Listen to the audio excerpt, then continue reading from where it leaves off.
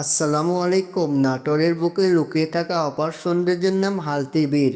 অনেকেই একে ভালোবেসে বলেন মিনি কক্সবাজার। বিস্তীর্ণ জলরাশি, দিগন্তজোড়া ঢেউ আর সবুজের কারুকাজ মিলিয়ে বর্ষাকালে এর রূপ যেন অন্য এক পৃথিবী। হালতি বিল অবস্থিত নলডাঙ্গা উপজেলার এক প্রান্তে, প্রায় 40,000 একর এলাকা জুড়ে। শোনা যায় ব্রিটিশ আমলে এই বিলে ঝাঁকে ঝাঁকে হালতি পাখি বসতো, সেই থেকেই এর নামকরণ। একসময় শিকারীদের পদচারণায় মুখর ছিল যে বিল, আজ সেখানে মানুষ আসে প্রকৃতির টানে, সৌন্দর্যের টানে। বর্ষা এলেই বিলের রূপ হয়ে ওঠে অনন্য।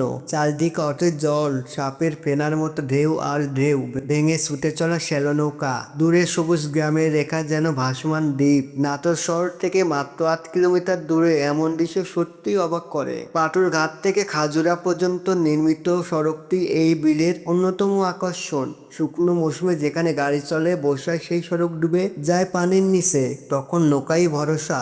রাস্তায় হাঁটলে দুপাশে পানির ছোট ছোট ঢেউ মিলিয়ে সমুদ্র সৈকতের আমেজ পাওয়া যায়। বর্ষায় বিভিন্ন নদীর পানি এসে বিলকে গড়ে তোলে উতাল। মাঝে মাঝে বড় ঢেউ আসতে পড়ে গ্রামগুলির গায়ে। আবার শীতে সেই জলরাশি সরে গিয়ে দেখা দেয় সবুজ ধানের মাঠ। এক ঋতুতে কুলহীন সাগর, আরেক ঋতুতে সোনালী প্রান্তর।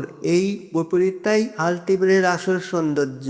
ঈদ বা ছুটির দিনে এখানে মানুষের ভিড় বাড়ে, স্থানীয় বাজারে বেচাকিনা বাড়ে, অনেকের কর্মসংস্থানের সুযোগ তৈরি হয়। পরিবার, বন্ধু কিংবা প্রিয়জনকে নিয়ে নৌকায় ভেসে পড়লে বোঝা যায় কেন এত মানুষ বারবার ফিরে আসে এই বিলে। প্রকৃতি, জল আর জীবনের মেলবন্ধন দেখতে চাইলে একবার ঘুরে আসতেই পারেন নাটোরের হালতি বিলে।